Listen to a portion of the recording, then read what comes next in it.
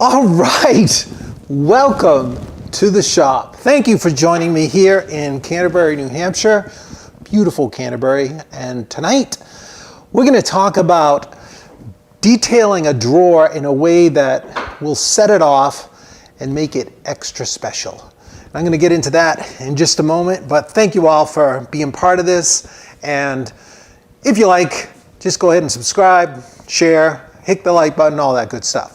Tonight I want to talk about a detail around a drawer. There's mainly 3 different drawer treatments for solid drawer fronts. We have, as we showed on this chest of drawers, we have these beautiful flush fit drawers. So this is done by setting the stops and then setting in the drawer so that it fits with the stops, then planing the drawer front so it's flush to the opening. And that's a pretty standard thing. But believe it or not, one of the more common drawers for the shakers I've seen over at the Shaker Village is an overlap bead drawer. So this ends up covering up all of the reveals. So you don't really notice how open the drawer front, the gap is. This is too big. Wow, not by much, but let's just put it down here so you can kind of see along the edge. You can see how it overlaps here. So we would often make accommodation for that and make the sides of our chest a little wider. You could make them more than 3/4 because that overlap kind of kills the width appearance of the side. But this is typical of a lot of the Shaker drawers.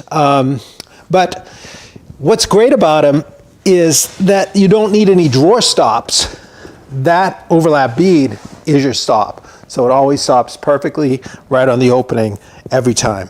It's a little tougher to execute because of how you have to do that rabbet to make it fit, but it is easy. Now, the third one I showed you on the 12-year chest is called cock-beading, and it's a proud solid wood bead that is applied around the edge to a solid wood face. I guess you could have the face could be veneered as well, no problem with that. But you fit your drawer the exact same way. You make a flush fit drawer and then you cut the bead into the face and apply the bead. And I was doing a presentation last night to the Central Florida Woodworkers Guild, is that the right? Yeah, and we had a good time. And someone in the question said, hey, how'd you make that cock-beading around the drawer front? And I realized I've never actually showed that. So, hey, what better time than tonight? So that's what we're gonna do tonight. I'm gonna show you how to make that style of bead. Here's another one. This is on that classic Shaker end table, but just treating it a different way. Rather than giving it a shaker pull, a little more contemporary kind of hoop pull, but also adding the cock beading around the drawer front, and it sets it off and dresses it up a little bit more. Now this is otherwise a quite plain table. It's a lot like the other Shaker. I took away some of the overhang, but it's a beautiful table. It works really nice. This was a detail that we did a lot when I was apprenticing with Pug down in North Carolina. So this I've been doing for a long time, but I haven't actually made any for a little while. So I was just having to get back in practice with the steps, but it comes back pretty quick. So what I'm going to do tonight is show you the process. So this is one of the samples that I made actually for a different chest, but it fit in here so well that I tuned it up to this opening a little bit, and it's got a nice flush opening. The gap is a little different, but I'm not going to worry about that. We plane that so that all of the reveals are perfectly balanced, like equal across and on the sides as well, and flush on the front.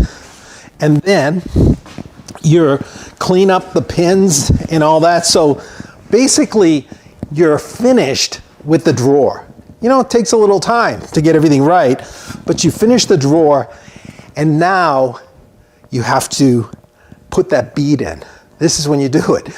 You've got to cut into the edge all around to make your bead. Now, before you can cut in, you got to know what kind of beadstock you're using, what the thickness is, so you know how much of an offset to cut. I've done it a number of ways, and on antiques I've seen a number of thicknesses, and sometimes you see them where they seem worn down and they're not much more than, they're a little over a 1/16. Those are really petite, and I have made them where I was just an 1/8, but by the time you get them rounded over and they fit in, and then they end up getting shaved down a little bit, sometimes if you don't cut the offset quite enough, you end up shaving a little off the bead, and then the bead gets thinner. And I've discovered that really, and this is what we did at Pugs, we made them a little heavier than an 1/8, a 32nd heavier. We've got all these pieces that I've already prepared, and all I did was I had basically a piece of cherry that was something like that, rough on one side, and I have it jointed on one edge, and then I just band sawed them apart. We did this in resawing. It's basically like you almost resawing, but I'm just taking slice after slice at about 3/16, and then I would joint the edge, and then another slice, and then I took them over to the drum sander, and I sanded them down till they were right at my, what did I say? 5 30-seconds, okay? A 32nd higher than an 1/8. So I've got all that stock ready to go, and I'm gonna just use these smaller pieces because we're doing this drawer here, but these would be ideal and enough actually if I wanted to put the beading around the whole chest like this. You could add cock beading to your shaker chest as well if you prefer, but I'm just going to leave those first two without. So, all right. So now that we've established the thickness of the cock beading, we are going to head over to the table saw and make our exciting cut into this front. So I've got my my table all set here. Now the key to doing this is having some sample pieces again to use as your test, so you don't cut into your drawer and just kind of guess. You want to know what your setting is with your table saw before you actually cut into the drawer. So this piece here I have is just a scrap piece. It's actually just about the same. It's almost dead the same, maybe slightly heavier than this face. So this is going to be my thickness setting. I'll use this for the, I'll explain it in a second. One thing I do want to point out before we get into this cut. On this drawer, like you notice, I'd seen some antiques and some, you know, sometimes people will put the cock beading in, and what you do is you make it kind of shallow on the side. So that piece is like 3/8 wide right here. And you do that so you don't, you know, cover up the dovetails. You want to still see that it's a nicely dovetailed piece. But across the top, sometimes you'll see the cock beading just run at that same width right across the top. So you have a 3/8 piece. So you have the same kind of rabbet around the entire drawer front before the beading is laid in. What that does is it makes it a little easier to set the bead in there, but you see the seam on the top of the drawer, and that's unseemly, wouldn't you say? So you just don't want that. And when you see that, sometimes it's a little gappy or it doesn't match right. And when you pull open the drawer, it just looks a little sloppy. You notice you don't get that on these drawers. So that was not the way Pug did it. We would apply the full width along the top. So you can see on the inside, can you see that? You can kind of see that that bead, it's a little heavier than an 1/8 inch, is all the way down, and it's the full width of the top. And if we look on the bottom, it's the full width of the bottom. So it looks really clean. But then on the side, it steps back, so you get that nice finished look on the dovetails. So what we've got to do is we're going to saw this recess with the face of the drawer down on the table saw like this. And we're going to saw up. We're going to saw up in 2 depths. One is going to be almost the full depth for the drawer front here, of the drawer front. And the other depth over here is going to be more shallow, so a little shy of 5/16. And then we have to make that cross cut over here, that additional cut. So let's go for it. So what I like to do is use my test pieces to first initially set the thickness of the cut. So because these pieces are a little over 1/8 of an inch, I can still use my fence. I don't have to put a sacrificial fence on here. Sometimes when you're really close or you need less than that, you have to put a sacrificial fence, like another piece of wood clamped to the fence, so your saw blade can actually be embedded into that fence. We're okay here because we're like a 32nd over. We're pretty close to it, but we won't be hitting the fence. So I'm going to get it close here. That feels pretty good. And I'm going to make a little test cut in one of these guys here. You ready?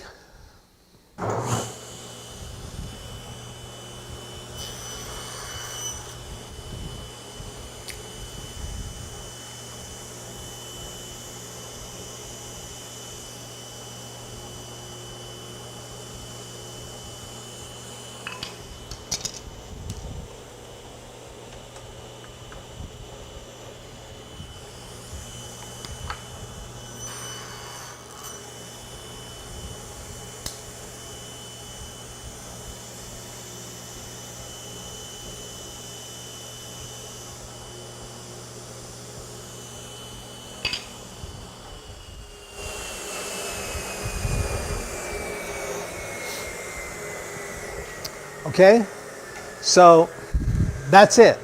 We've now set the blade off the fence, so it's going to cut a rabbet flush so that our bead will be flush with the recess. Okay, so we're cutting away the exact same amount as this bead is thick.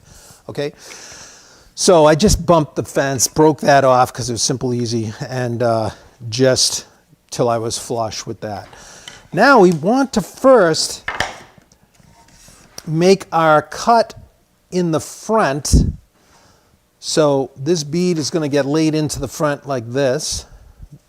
It's not made into the bead yet, but it's going to be going in here. So we want to make this cut, but we have to set the depth. So we only want this to go back. We don't want to cover up too much of the dovetails, but I'm going to go back just about 5/16. So I'm going to drop the blade and we'll do a test cut on one of our sample pieces. So we'll get this really dialed in and then we can confidently cut our pieces.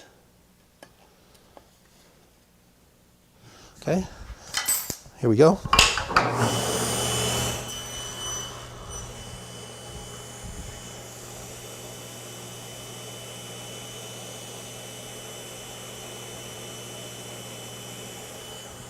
Looks good.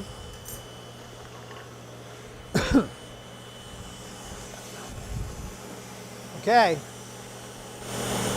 Here we go. Face down. Cross. Here it goes.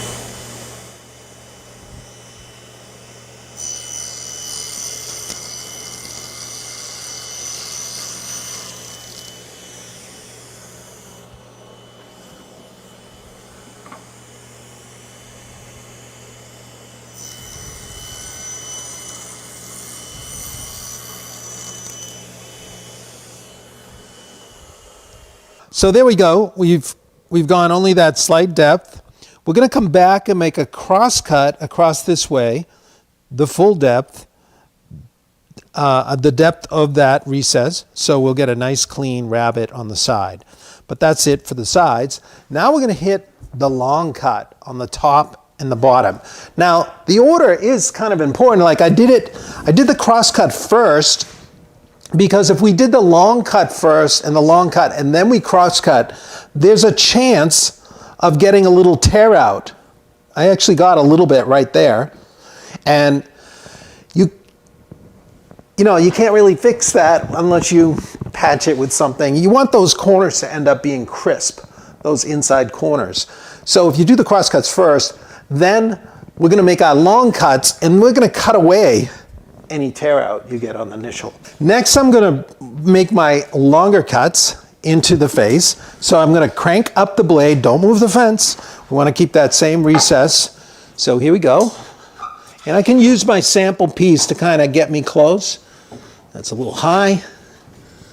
Now, the trick here is we don't want to cut through. I just want to cut so I'm leaving just a thin material, maybe a 32nd of an inch, so that the drawer won't get unstable when it gets through.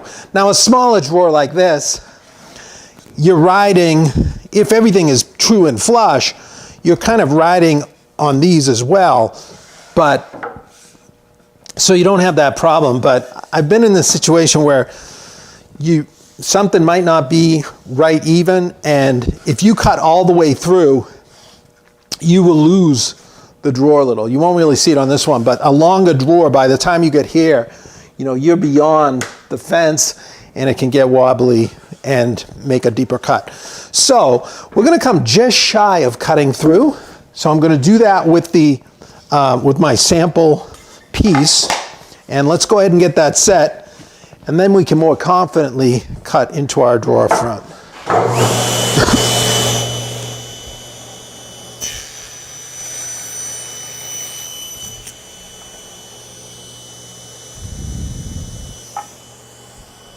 Pretty good.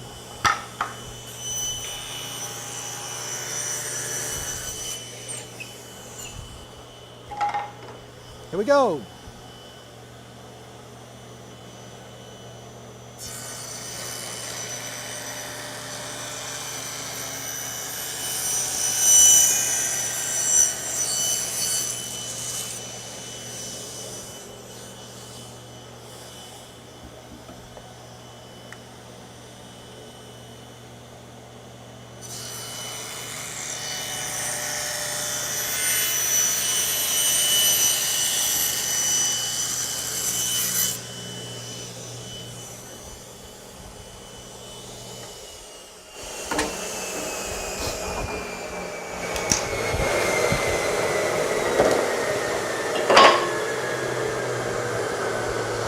Okay, I'm just going to drop this down for a second, and I'm going to I meant to make a sample cut in one of my test pieces, so I can set now the blade height differently. Let's go ahead and make that cut.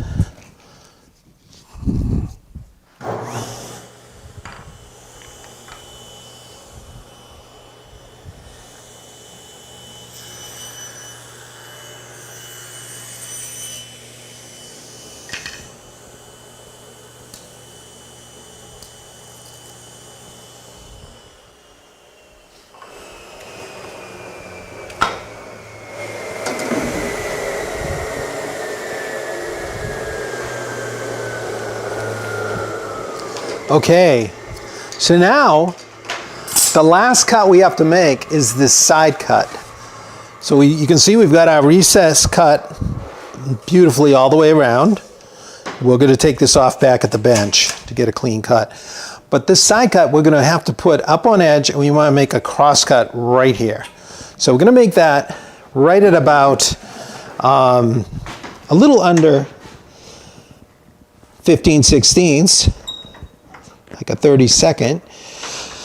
I'll explain why in a second. I'm going to do a little test cut for the distance, and then I'll adjust the height right after that without stopping. Since I made this recess cut I'm just going to use this piece. I'm going to raise and lower the blade till I see it just scoring the surface, which is the amount of my offset right here.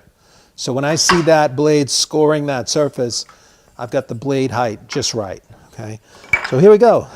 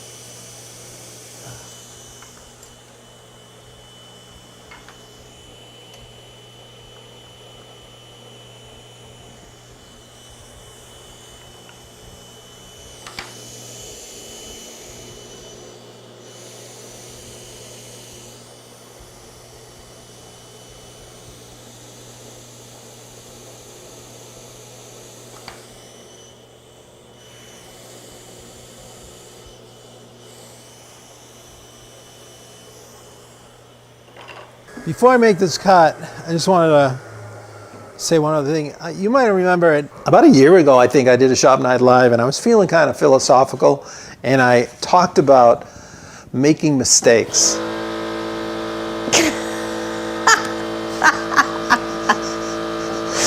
Excuse me. This will go over in a second. Can you hear that on there? Okay. Yes, we can hear it on there. Excuse me about that. All right. As I was rudely interrupted saying, I was talking about making mistakes and how to respond and recover and what that's like. And because making mistakes is a huge part of learning anything, obviously. But in woodworking, it can be especially frustrating because it can set you back quite a bit. And, you know, the worst kind are when you injure yourself. But the vast majority of mistakes are something went wrong, and maybe you didn't think it through.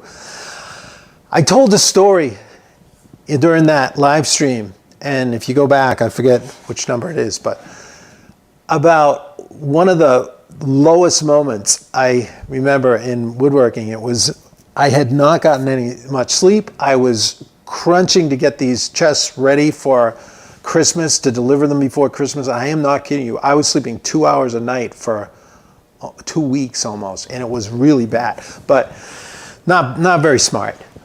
But anyway, I was out there in the middle of the night, and I came to this step, and here I was. It was like these walnut chest of drawers, a lot like that one, putting the bead in, and now I was making this side cut. So I'd already made my face cuts, and I was, you know, you're so used to making all your face cuts, and you do that on all your drawer fronts, and so now I have to make the side cut. I get it all set up just like I just did. But instead of setting it like this, I set it like this. And I was still in that mode of face down. And, you know, it's 3 o'clock in the morning, and I just run it across. And just as I was into the cut, or maybe I had a sinking feeling. I just went, something doesn't feel right. And maybe you know that feeling. And then it dawned on me, and I looked at it, and I had a cut across the front, 3/8 of an inch in from the end.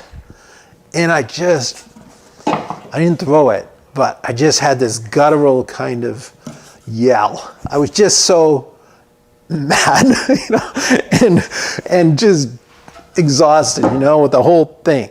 So anyway, every time I do these, I think of that. But I went on to tell the meaning of that story in that mistake making. So, but I've never shown this and explained. That's what actually happened. So make sure when you get to this side and you reset your fence, you got to get out of that mindset. It's almost like cutting dovetails. You can get dyslexic. Make sure you're on the side. You're done with the front being face down, okay? By the way, you're probably wondering, what did I do to recover? Well, I ended up joining the face off like almost a strong 1/16 of an inch. I resawed some other walnut, and I put it on there, and then because I had to cover that hole, and then I got my sides and I had to put it back on. So that side actually had a piece of thick homemade veneer on it. So there's always a way to recover, but it's not fun. All right, here we go.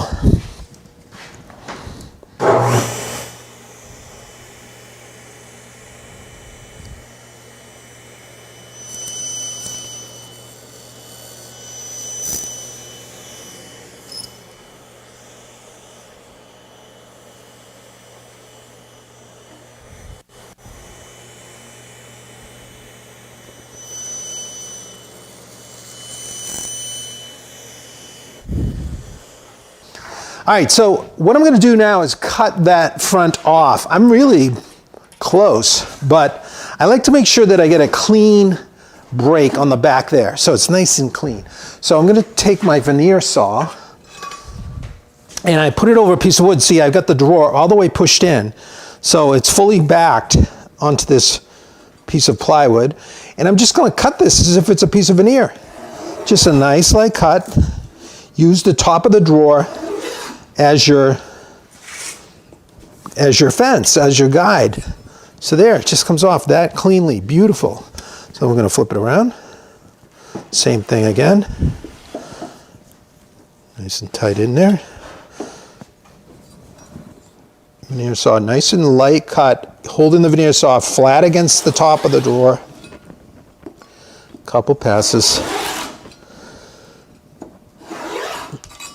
There you go.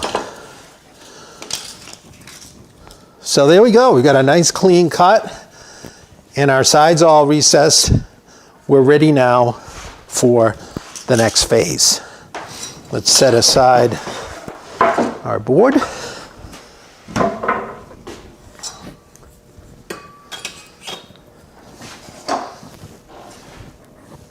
Okay, now sometimes you're going to get a little glue residue in there because, like right in here, where when you glued up the drawers, you'll get a little bit of in there, but these are pretty.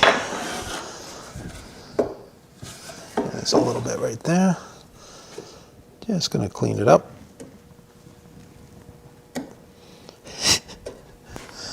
Camera lady comes in close for those close shots. She's not aware the bike is still strapped to the top of the car.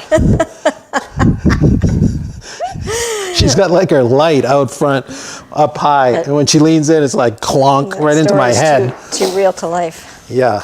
All right, so there we go. We got it all set up. We're going to make sure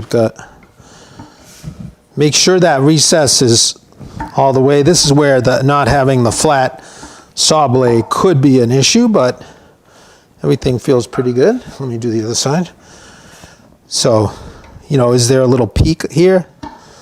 I can't, maybe slightly, but I definitely made a little cut in there. So I want to make sure that that rabbet is true inverted kind of angle cut. Nice clean rabbet. Inside corner. There we go. All right. So now we want to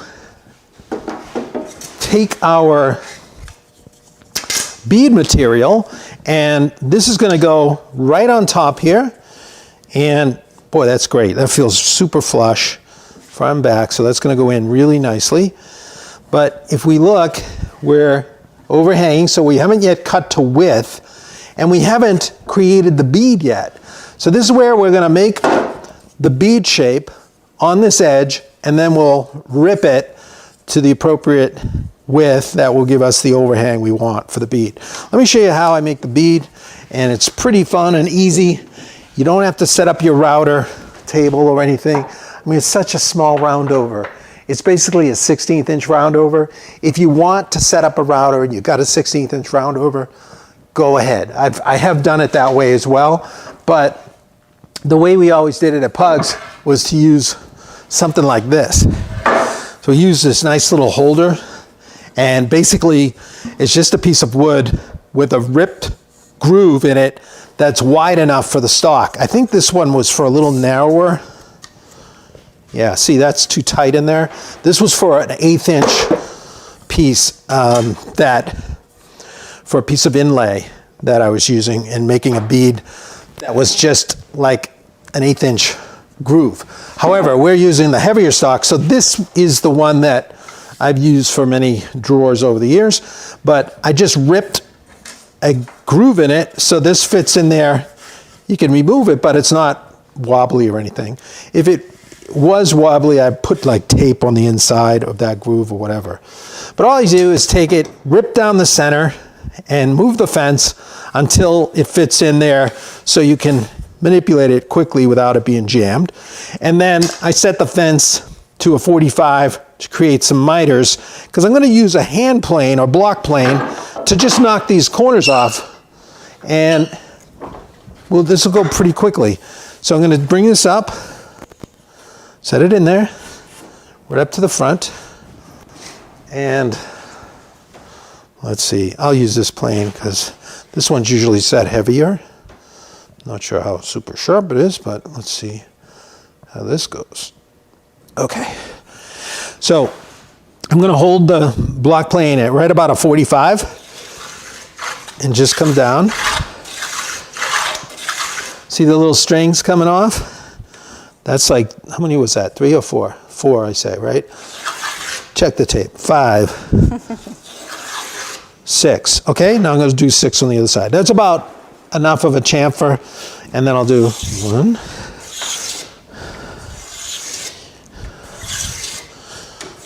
5, 6. All right, now I've got like a little kind of octagonal shape there. I'm going to bring it up kind of flat, maybe at 30 degrees, or actually 22.5. Ready? Beautiful. Let's do that again. I'm amphibious. I can go either side. And then I'm going to drop it down from the 45 a little steeper, 67.5. And then this one, another. Ready? Okay. Of course I'm joking. Please tell, I was going to say, please tell them that you're joking. I knew you would probably get nervous. Well, I'm not always sure, so. No, you're eyeballing it. It's obvious.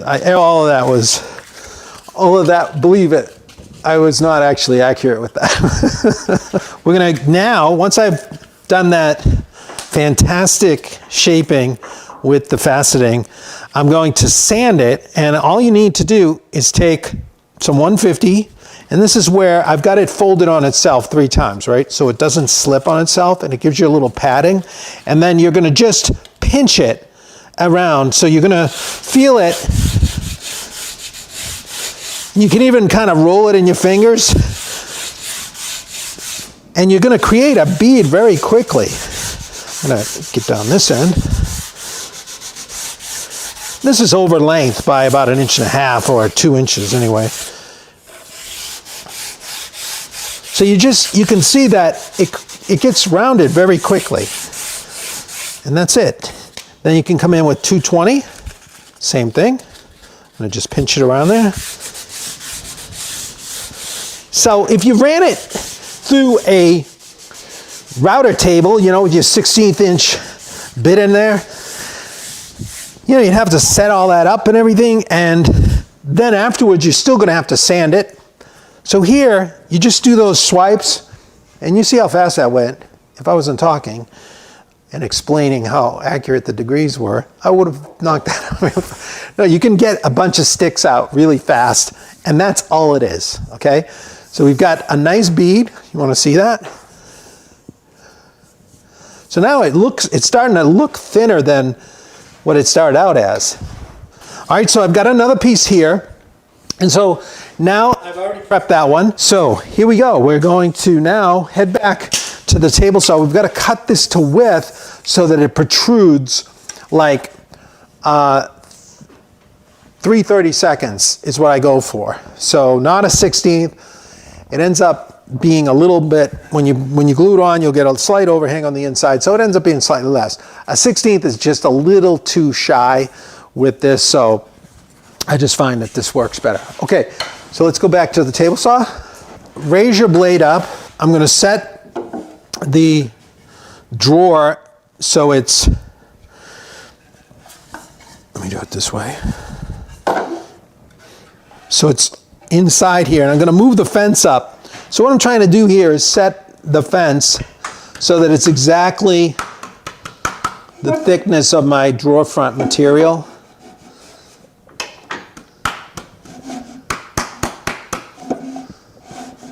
It's almost not quite hitting yet. I'm just going to rotate the blade. There, I'm just feeling it hit. So that's my thickness of my drawer front. Okay? Now, so that would get me a piece that would be just pretty much flush. But I want it to protrude 3/32. So now I can look down and just move my fence over the appropriate amount. So I'm going to move it over. Let's go. I'm just moving it 3/32 here. I've got a little extra bead material here. I'm going to just make a little cut and check it out. And then we'll set up for our cut. Here we go.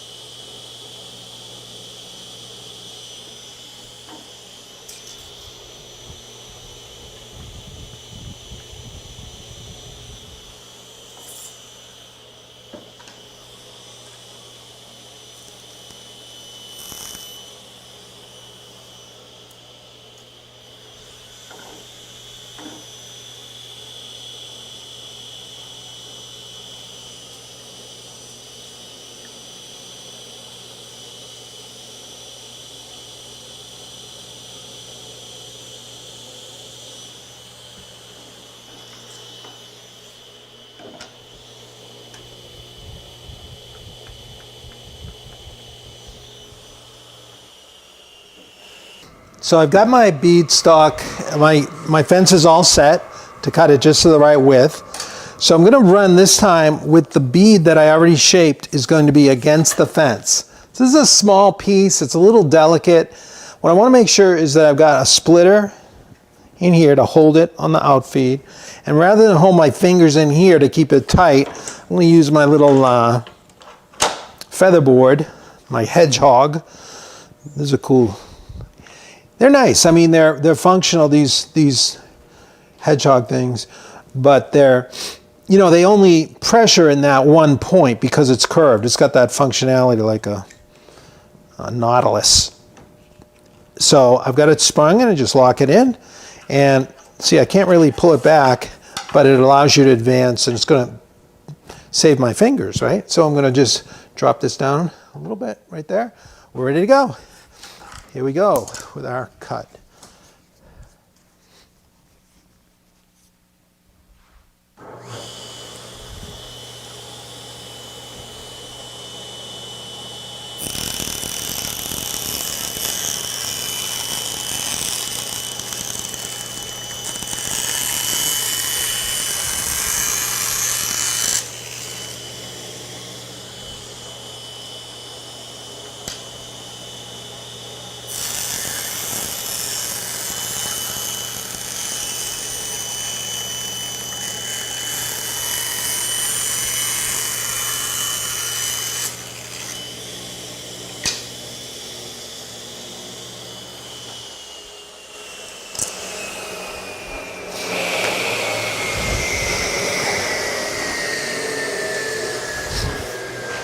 Okay,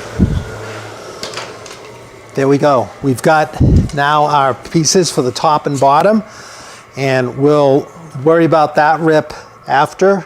But basically we set up the same way. We move the fence until it's protruding. This time it'll be moving the fence closer to make it equal to the other. It's right about 3/8 of an inch for that one. We may not show that, but I will explain it when we get there. All right, let's head back to the bench. and we'll get these attached. So now we're ready to apply the beading. So we're going to set it on the top. It's a weird bug. But let's just take a look at it and feel good about ourselves. So we're going to set it in there against where we cut our recess. And look, we're seeing the bead is already taking shape. I'll give you a little bit of shadow line there. And we just have to cut it to length. So here, what we do, if you notice, our rabbit took off the half pin, but it didn't go far enough to remove the pin. So once this is glued in, what's going to happen is you're going to have cherry and cherry end grain like that. And it virtually melts away. So you don't see this, that this is in there from the end. It just looks like part of the pin. So that's one nice feature about doing it this way, going all the way through here. Okay, so now I've just got to cut it to length. Now I could set up my crosscut sled and all that, but it's kind of fun with smaller pieces like this to use your bench hook and your hand saws. You can actually have more enjoyment right at your bench when you can cut with hand saws. I love doing it because it makes you, it's not only quiet and civilized, but it makes you feel like you know what you're doing, you know. If you need to know that, yeah. So anyway, I've got this little contraption, nothing fancy, but it has the rail that goes into the vise, and I use it like this. This right here, this setup lifted is where you rest the workpiece right in this little L catch, and this is dead square. So it gives you a good sight line if you want to cut square, and the other end is dead square as well. So when I'm using a regular American rip saw, I'll put it in the hook here because I'm pushing, and you want to always be putting force against here, and I'd be cutting my piece here. So I would have it up here, and I would cut across like that. But little stuff like this, I like using the Japanese saw, which cuts on the pull stroke. So I'm just going to turn it around, and it's hanging out the other way, but I'm going to be cutting off this end. So I'm going to grab it here, and I'm going to be cutting on the pull stroke and using this as a guide. Watch how easy this is, he says as he screws it up. All right, here we go. I'm going to just set it right there and get the saw. See how it sits flat against all that? Just pull it.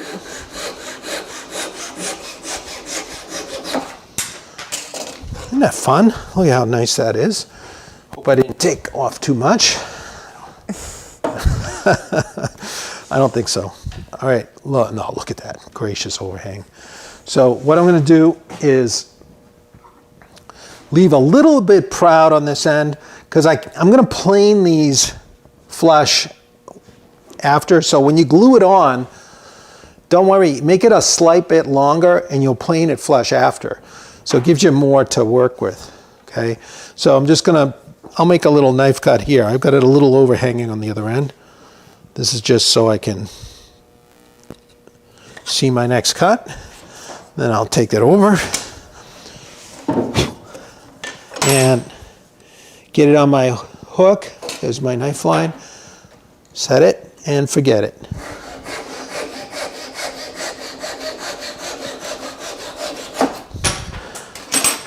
Beautiful. All right, so I do that with both top and bottom, but I'm going to just put on one for now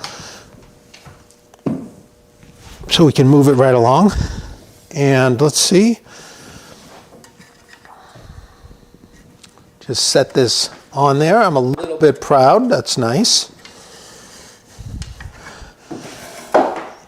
And there it is on the bottom, nice and flush. So I'm just going to get a little glue on there. And here I don't want a lot of squeeze out. This is not like you're gluing up two boards and you want to make sure you've got really adequate. This, I'm going to be a little more careful here. Michael's asking, so you're not going to, you're not doing bevel cuts here as those corners would be too fragile on such small pieces? Double cuts. Bevel cuts. Oh, I am going to do a bevel cut, yes. But first these go in the full length, Michael. Yeah, I should have explained that. These go in the full length. I'm going to show you how we sneak in the bevel cut after by hand. It's pretty amazing. You're going to want to invite your friends over before you do this. I'm sure the friends are already over watching this excitement. Exactly. So this is sort of like spreading grout. You know, if you use a brush like this, Bruce, thank you for giving me this a long time ago. If you're on, I still use it. Look at that rockler. It's got, but when you bring it along, you trowel it out. See, I did put too much. I didn't do too much last time, I promise. But it will take off what you don't really want.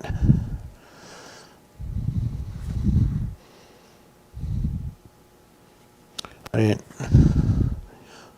don't know what it is. When the lights are on, I just get nervous and I put more glue.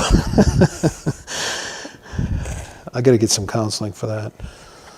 All right, I'm going to put a little bit of glue right there just to hold it. Could have worse problems, huh?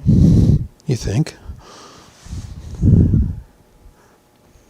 What might those be? I said you could have. No, you do have. Oh, you're being very kind at the moment here. All right, so I'm going to drag that across. 35 years, I think we know what our problems are.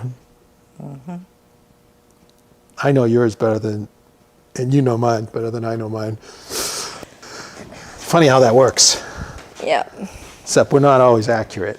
It's funny sometimes. Yeah. All right. So I'm going to squeeze out the rag. And now we're going to set this on. So I did put more on than I wanted, but with it in position, we're going to, what's nice about this is our little offsets are nice stops. So I'm going to do a little bit of a rub fit in there. Just smear that around. Then I'm going to let it slightly overhang. That's good. And now I'm going to bring it up. This might prevent you from seeing it really well, but you could tape this, but I just take a piece of pine here and I get good pressure quickly. I'm going to put a center piece right here and just snug it up in the center. And I'm just making sure in the back, my finger in the back is checking that that's just slightly overhanging, just slightly. And that's a good protrusion of the bead. Make sure I'm not too short on this end. I think I got to slide the bead over just a touch. Beautiful. Man, I got that just in time. So you want a little bit of overhang on each end, and we're going to clean that later. Let's get back to where we were. This will just snug her in there. That's it. So that's good. Make sure that that is down tight against the shoulder. And I'm just going to throw a couple more clamps on here. Then we'll clean out that glue really quickly before it gets carried away. Usually you're going to have a tiny bit of squeeze out. That's not too much actually, but a little more than I wanted.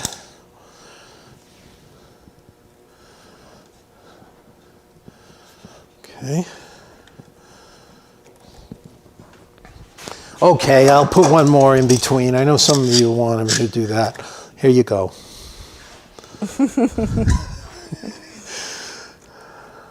I actually wanted to do it myself. I'm blaming you.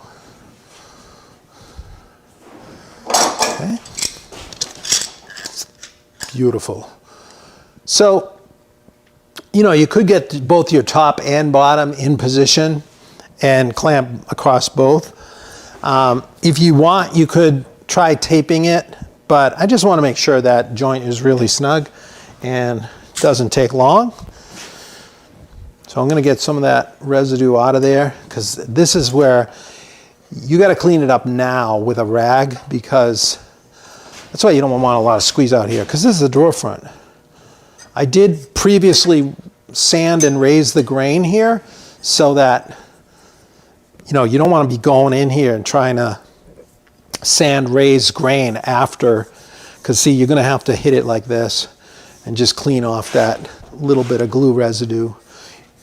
Clean up that nice inside that corner.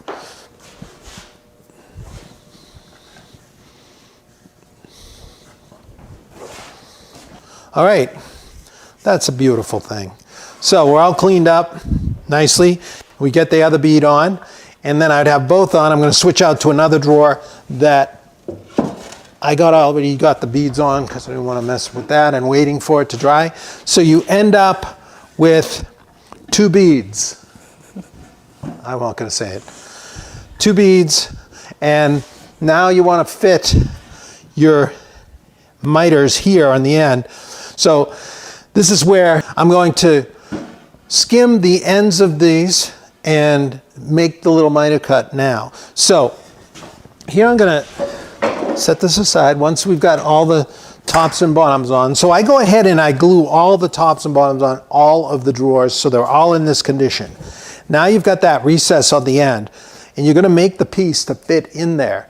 And this is where we're going to use a block plane, and I've got it set fine. See, I'm a little bit proud with that piece, so I'm just going to hold it here. Just take a few cuts. I'm using the drawer side as kind of a guide here.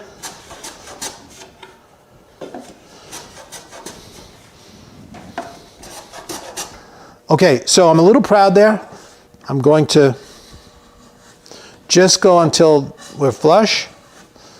Beautiful. So now I'm in this condition. Look how they melt away into the pins.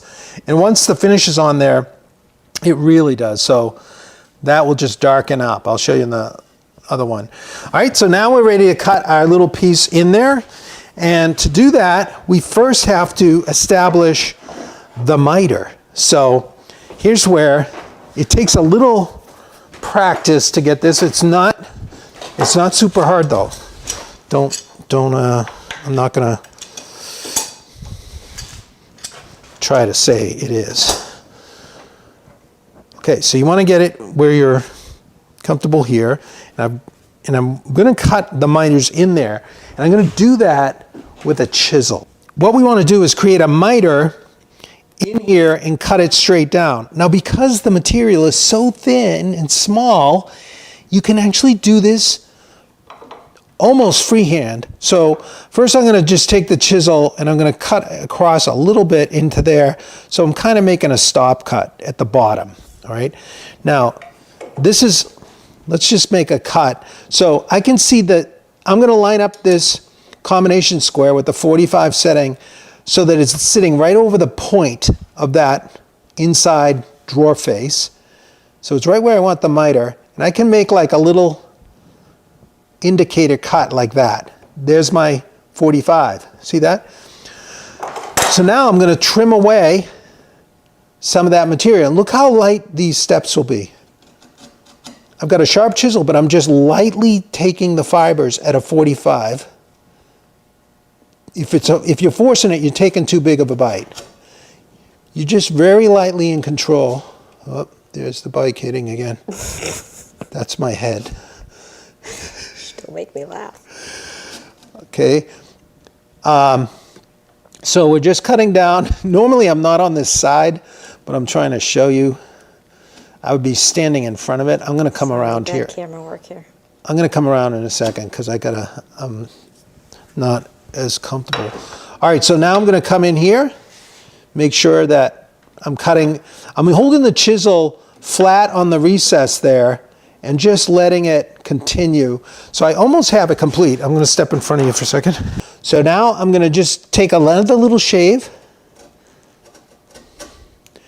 And I've already made my miter cut. I know that knife cut is where I want to end. So now I'm ready to set it in there. And look, I'm going to hold this really plumb. So you want to take away all the resistance so you get a nice true down cut. I'm going to just push nice and vertically. Okay. Then I'm going to come in this way and cut that free.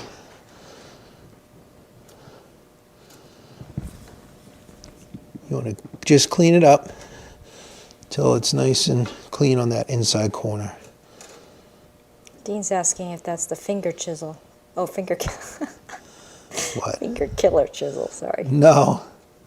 I think it was the... I thought he was serious. No, this is the 3/4. The 1 inch is what hit my hand.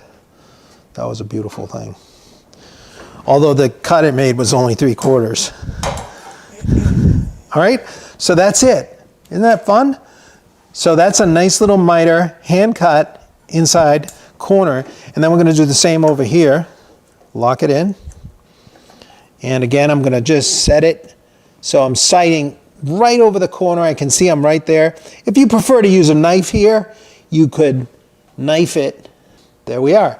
So now I can see the inside corner. I'm just going to use the chisel to just kind of roll it like a knife. And there's my cut again. Now I'm going to pare away the, oh, let me first make my base cut. And this is pretty forgiving. You know, you'll be surprised how, because you're going to make the other piece to fit. You can come back here and touch it up a little bit if you need to. Maybe it isn't quite plumb. But you want to make sure that it's true down. It's vertical. And you'll see this one? You want to see the miter. If it ends right on the corner, you really nailed it. That one's really good, I think, if I say so myself. That one's really clean right on the corner. This one looks like my knife cut. I didn't quite get as far, but we'll just fix it. Now I'm going into the knife cut. So you're going to really sharpen your chisels for this so you don't have to exert a lot of force. Because if you cut away from you, you might slam and cut your side of your drawer there.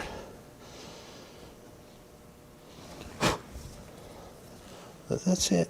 Let me just do one more. I think I'm just a little shy of the full depth, so I'm going to bring it in again. That looks better. And just get that cut established. There it is. Right there, little birdie. Straight down.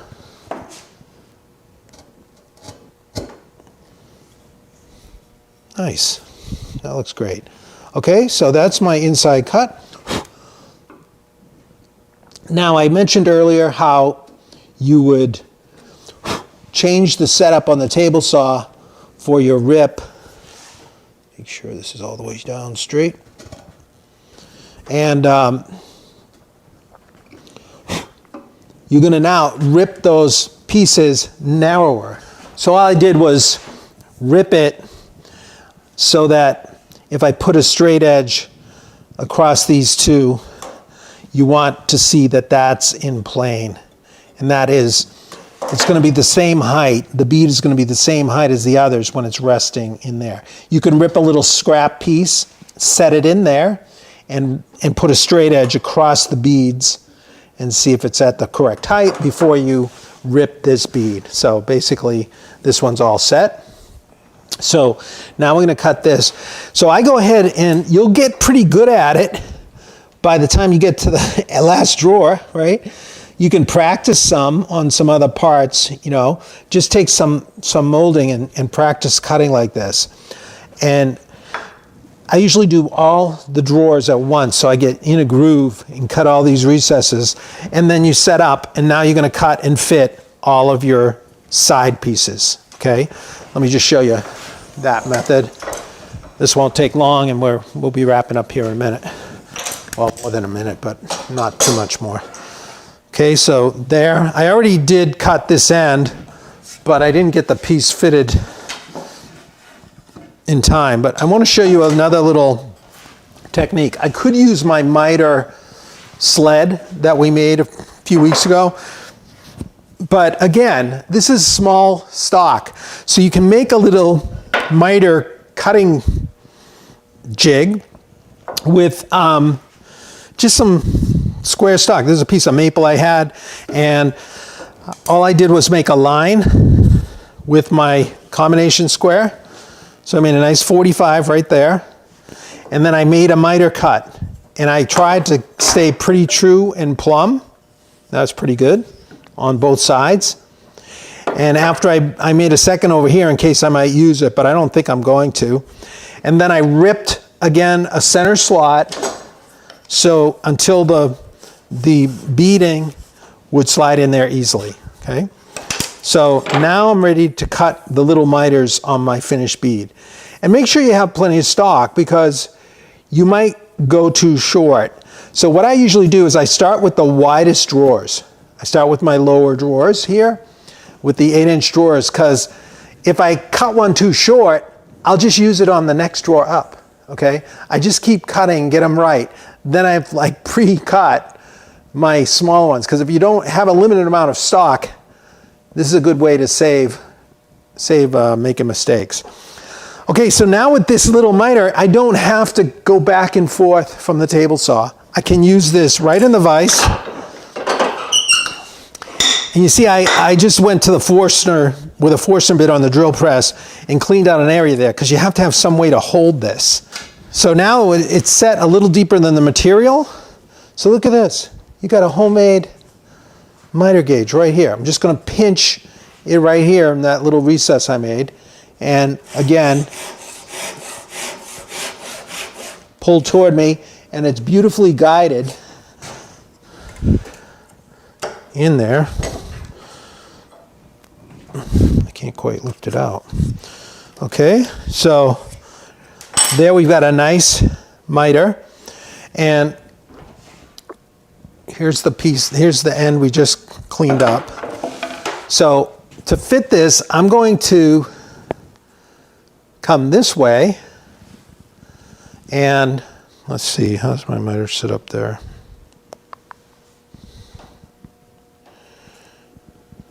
Actually, I'm going to go this way. Is that going to do it? Sorry, talk amongst yourselves.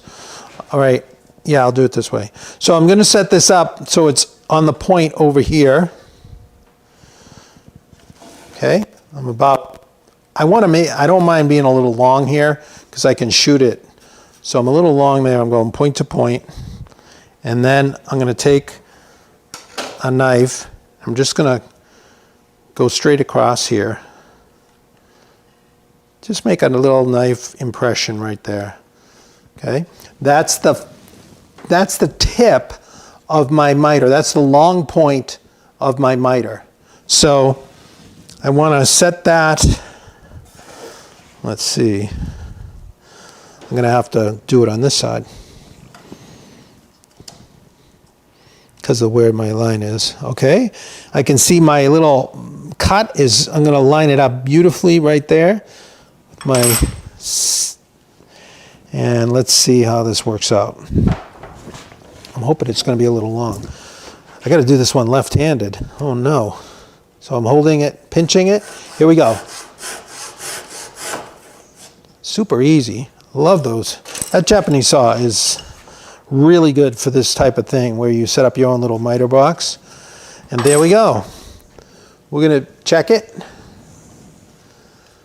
Okay, let's look at it. So we're pushing it into that corner and we're a little long. So what we want to do is we've got to trim the end until we see that sit tight all the way down into both corners. And that would be a good fit.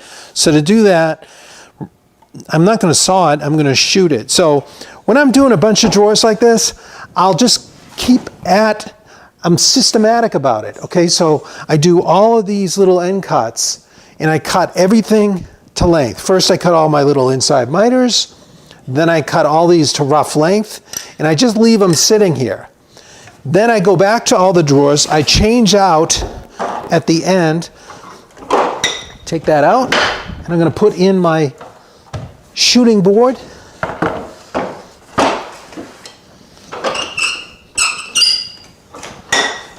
With the miter set up, and let's put this over here so you can see it.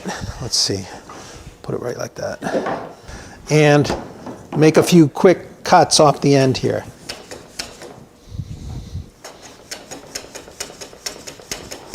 Now you may say, hey, you're getting such precision there, but you hand cut the miter. How good can this be? Well, you're right. But this is, when you're doing a narrow little miter like this, it's pretty forgiving. So you're gonna see how this works. I'm gonna come right in here. Now let's check it again. I'll push it in tight there in that corner. And look, I'm almost there. I feel like I have to force it. I'm a little gappy right there still. So I'm gonna do a little more shooting.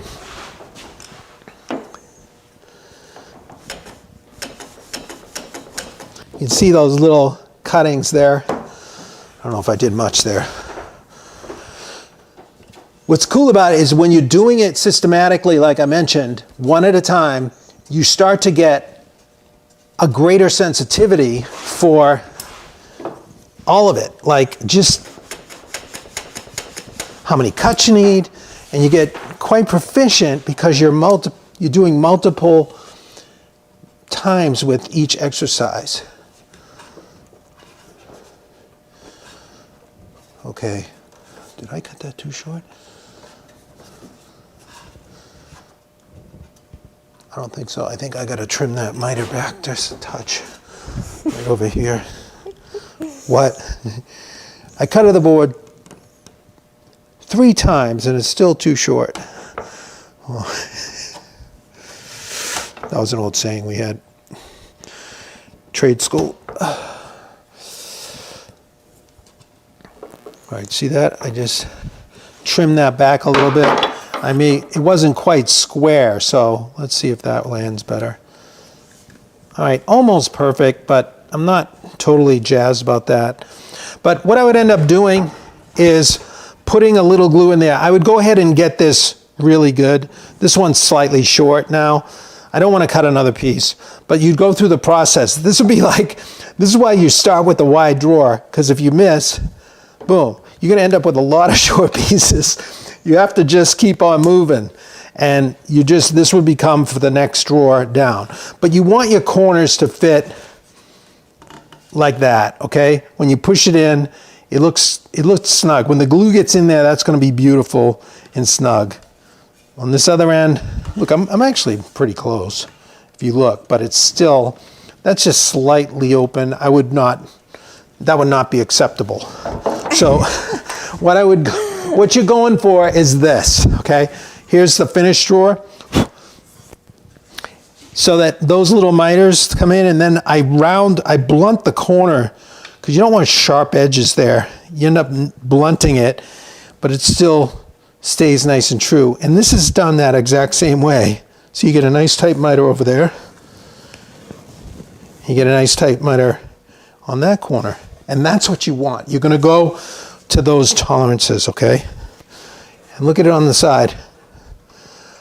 See how the end grain of that top piece, you can't even tell. That's the half pin. On the bottom and the top, you can't tell that piece runs all the way out and through. And then this filler piece is put in. So this is the method that we would use at Pugs. Now to secure this piece in here, you can tape it in, but sometimes it won't seat because of the proud bead there. So what I often do is pin nail it. Put some glue in there, and then you can shoot a pin.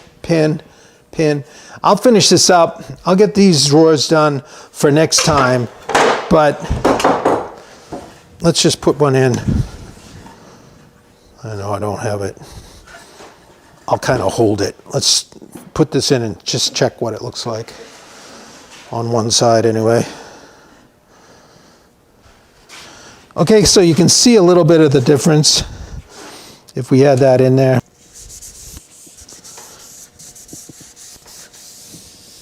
So it's a different look, on this same chest. You can see now, if you used a cock-beading here, it gives you just a different appearance, a little more. Look at it compared to this drawer. This is flat, pretty normal, but that adds another shadow line with a nice curvature and pretty sweet. See if we can put the bead over this side. Compare side to side. Yeah, that fits not quite over there either. That's a touch short. But here you can see the comparison of one drawer to another. That's just the difference of the cock beading versus the flush drawer front. It does give you a more finished look, and I think it's visually a little more interesting, but not done a lot by the Shakers. Typically, like I said, they were overlap beaters, but maybe later on they put more. But not of them in Canterbury, not a lot. So Could you use a router to cut the rabbets? That was something that you said earlier on, right? yeah, that's a good question. It'd be a little tricky because you're going to be riding on the face. You'd have to have the bearing riding on something here. And then you're going to change the depths. The side possibly, but you're going to have to adjust because you're trying to adjust the fence. You can easily adjust the fence on the table saw to dial it in just right for the thickness of your cock beading stock, right?